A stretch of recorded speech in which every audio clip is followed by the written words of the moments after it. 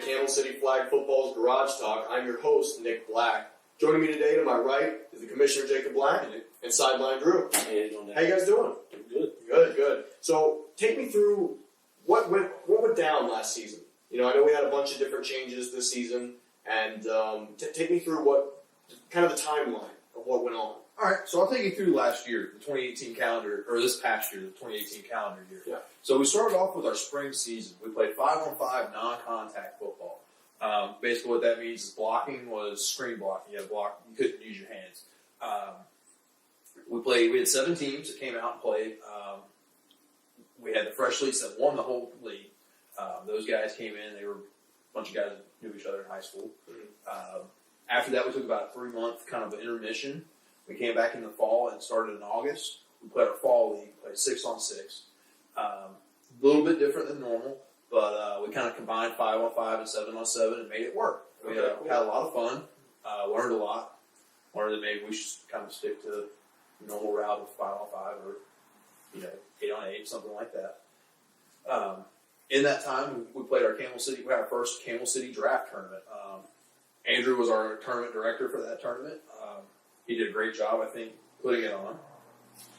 What we did was we had the quarterbacks sign up separately, and our quarterbacks actually drafted their own teams the day of. Oh, interesting. With the players that showed up. We played 4-on-4.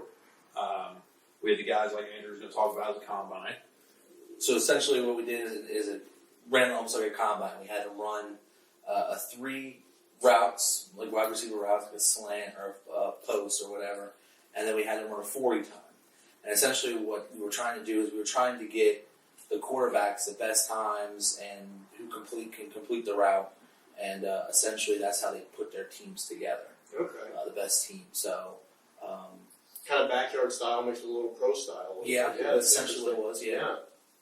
Okay. So what else went on this? So during that, we gave each winner walked away with, and you see these nice flags here made by Dave Rosenberg's R2 Sports. Thank you to him. Yeah, that was he did a great job with those. Any of your apparel needs, he could take care of. Our first overall pick walked away with a T-shirt, free entry, and they came away with a set of those flags as well. And also our last pick, Mr. Irrelevant, same thing. Got a T-shirt that said Mr. Irrelevant on it. Walked away with a set of flags, and he also had free entry into the tournament as well. So, that's a great nickname, by the way. That's what my mom used to call me. Yeah, she did. Yeah. Anyway, so we did that at the beginning of our fall season. Right after our fall season concluded and the Killer Bees won it in the Thriller game, we had our first annual Camel City Feastbo tournament. What we did was we played 5-on-5 contact. We played USFTL rules. And in that, we had 6 teams as well. Bex Plus One came in and won the whole thing. Every game was close. Every game was, we had 6 quality teams that showed up for this thing.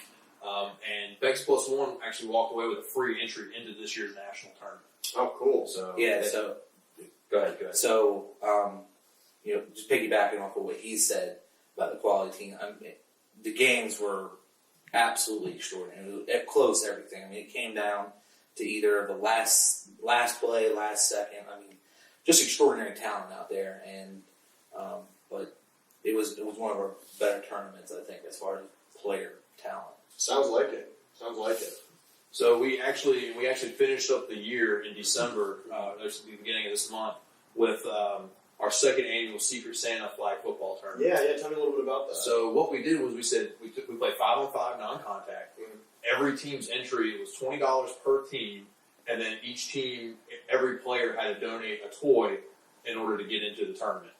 Okay, yeah. And all of the toys, all the proceeds, all the profit, everything went back to Brenner's Children's Hospital to provide a good Christmas for the kids at the hospital. Oh man, that's awesome. Yeah, it's a really cool thing. We thought we did pretty good with that, and actually the toy drive, the lady at Brenner's that puts it all together for us, she filled an industrial sized laundry basket full of everything we donated. So that's really cool. So. That sounds like a great idea. Is that something we've got on the horizon for 2019? Absolutely. So just to kind of give a good rundown of 2019, we're starting next month. The end of January, our league fees are due, but we're starting our winter league.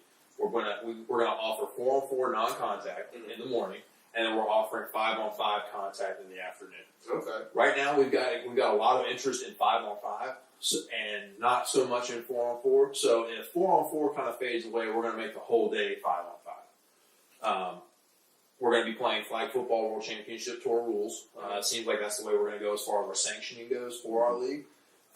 We're not 100% sure on that. We're kind of still weighing everything out, seeing how time goes. So things are really sliding around still. Absolutely. So what's concrete? What do we know for sure for this coming season? So what we know for sure is we're going to still offer the awesome live stats that we do. Our players of the week are still going to be there. Our photographer, Jacob's going to be there to get in the pictures.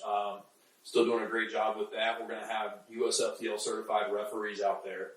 And whether we decide to stay with USFTL for rules or Flag Football World Championship Tour for rules, those guys will be able to adapt and overcome. We've got some quality guys that we've hired to come in and do a good job. Let's see what else. Going forward, we will have an AFFL, American Flag Football League, select team going to the AFFL tournament. It's a 7-on-7 tournament. They're playing for $1 million. The league guys and I are coming together and putting that together. Guys will be contacted, and we'll reach out to those guys to be selected for that team. Very cool. Very cool. And another thing we are looking into is in the spring, we'll be offering 8-on-8 contact. That's something that the Triads really missed around here for a good quality league, and we're going to jump right in and give them exactly what they want. Be the home for that, right? Absolutely. Yeah, give the people what they want. Exactly. Is there anything else for 2019? So right now, things are still up in the air. Yeah. We've got a lot that we'd like to do. Like, we'd like to bring in our 3rd annual Secret Santa tournament. Okay. However, we just kind of got to play a little bit by ear as the year goes on. Yeah. Well, everything's still growing, right? Absolutely. I mean, that's the important part. Absolutely. Yeah. Okay. So I know, talking about growing, sponsorships. Absolutely. That's a big part of how we grow. So I know we have a tiered system. So take me through that a little bit. It's a 3-tiered system, right? Absolutely. So our sponsorship program works where we have a field goal sponsor level. That's $100, and what that gets you is that gets your business logo on a banner such as the one behind us right here. As you can see, we had 7 great sponsors. It's a good looking banner. Thank you. It's a great looking banner. With that, it's $100. Gets you on that banner and gets you an ad plug by our host Nick here. Whether it be good or bad, he's going to take you through and give you a review of your business. It'll be good.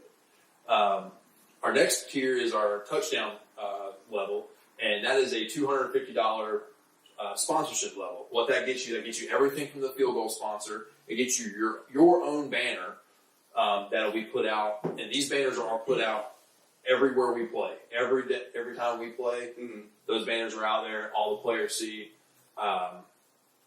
That gets you your own banner. That also gets you, if you have a commercial for your business, that gets your commercial put into this show, so that more people can see. Our target audience, and we're seeing about 150, 200 right now. We'll probably see even more going forward. And our last tier is our Hall of Fame level. Yeah. Anything greater than $250 puts you at Hall of Fame status. That gets you everything from the touchdown and field goal sponsors. That also gets you, we name a tournament after you. Like, it'll be, we'll use our touchdown sponsor, for instance. It'll be Macari, Rosado, Spencer, Alabama Attorneys at Law presents Camel City Feast Mode. That's something that would be.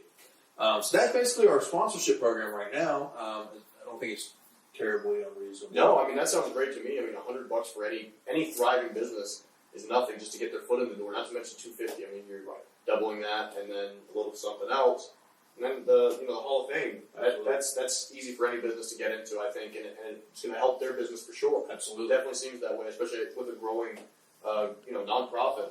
Exactly, this is a tax deductible thing. So anybody who does choose to sponsor us, that it does grow. And you don't have to, you can write it off on your taxes at each year end. Yeah. So speaking of more things growing, I know this show is something that's going to try and help the league grow. For sure. And we want to grow with it as well.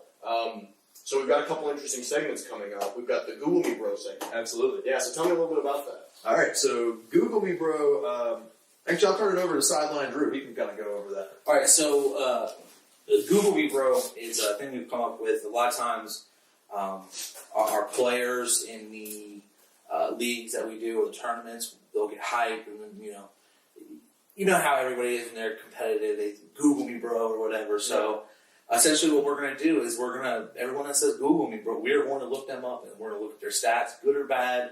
We're going to try to just get them out there and get the people that know.